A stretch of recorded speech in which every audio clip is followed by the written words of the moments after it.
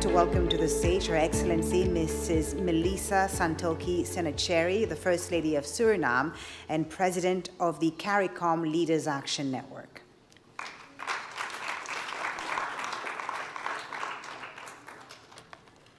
Good morning.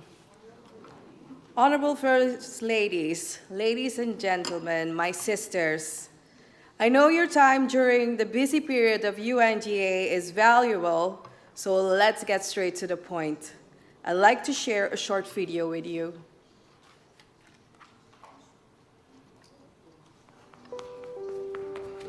Show me what it looks like to fight like a girl.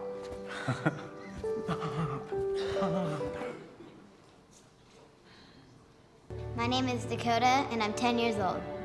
Show me what it looks like to run like a girl. Throw like a girl. Fight like a girl. What does it mean to you when I say run like a girl? It means run fast as you can. Now throw like a girl. Aww. So do you think you just insulted your sister? No. I mean, yeah, insulted girls, but not my sister. Is like a girl a good thing? Actually, don't know if it's a bad thing or a good thing. It sounds like a bad thing. It sounds like you're trying to humiliate someone. Thank you. This video, we found it online, and it clearly illustrates how girls are born with a strong belief in themselves. Like the little girl who, when asked what it means to run like a girl, she confidently responds, "It means to run fast as you can." So our little girls are raised to believe that they can do anything. However, as they grow older, the narrative changes. They are pushed into a more traditional gender role by society to be polite, to be modest, and to be accommodating, to serve others, basically non-threatening. A good girl, they say. In reciting Mrs. Chimamanda Adichie, we teach girls to shrink themselves, to make themselves smaller. We say to girls, you can have ambition, but not too much. You should aim to be successful, but not too successful. Otherwise, you will threaten the man. Because I am female, I am expected to aspire to marriage. I am expected to make my life choices, always keeping in mind that marriage is the most important. Now, marriage can be a source of joy and love and mutual support. But why do we teach girls to aspire to marriage and we don't teach boys the same? We raise girls to see each other as competitors, not for jobs or for accomplishments, but for the attention of men. Well said by Mrs. Chimamanda Adichie. Let's put an end to the notion that girls should see each other as competition to attain the attention of men. In a sense, their femininity is viewed as to be a liability. Everything they do is labeled as doing it like a girl, as we saw in the video.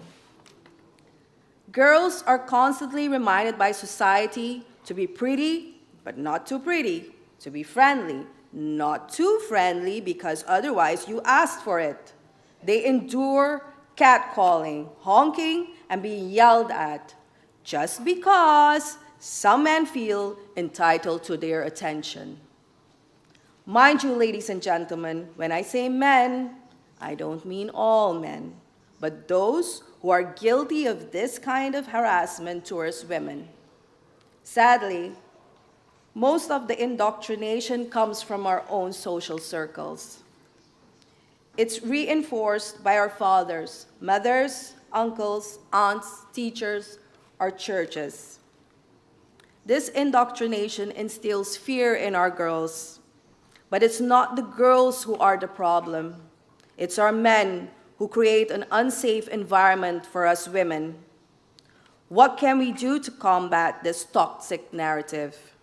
First, we must advocate for, and we're doing that amazingly, we're advocating for education, but education that empowers rather than diminishes. In Suriname, luckily, we see an increase of girls in higher education. However, leadership has long been a male-dominated field. It's time we start preparing our girls to step into leadership roles. The question is, how do we ensure that they become strong, effective leaders? There's a gap, and we've proven that. It's shown.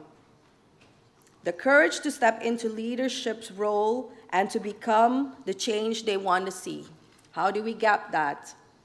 And for that, I look to us, to all of you, our sisters. It's our responsibility to teach and guide today's generation of women, helping them develop these essential skills and abilities. I had the privilege of hosting a webinar on this important topic in collaboration with the Women at Intel Network and the Intel Corporation's Black Network of Executive Women. During our session, we focused on two key questions. How can we enhance the representation of women in leadership roles, and what resources are available to help us make meaningful progress? The solution for these challenges has already been demonstrated by Intel, where seasoned female professionals in leadership roles mentor young professionals, guiding them to become the next generation of female leaders. The second step to combat the toxic narrative is we must recognize that when we pass judgment on girls, we apply those onto women in our own lives, our daughters, the wives, our sisters, and mothers. We must create safe spaces where girls can express themselves freely and develop their identities without fear. In Suriname, I started the Be Your Own Hero program. This program creates a platform where girls and women get to share their stories of growth and resilience, as well as how they have harnessed their own strength to become the best version of themselves. Through this initiative, we celebrate the power within women to rise above challenges and shape their own future. I'm so proud and thankful that my sister Fatima has agreed to be part of this Be Your Own Hero program, to highlight her groundbreaking work with the Hands Off Our Girls campaign. Thank you, Fatima. In closing, I'm reminded of the words of Nelson Mandela. It always seems impossible until it's done. We all know it, so let it live within us. Ladies and gentlemen, it's time to shift our mindset and treat all girls and women with the same dignity, respect, and understanding that men receive, because we are equal. Let's give them the equal recognition they deserve, because when we change our perspective, we change the world for the better, starting with our own families. Thank you.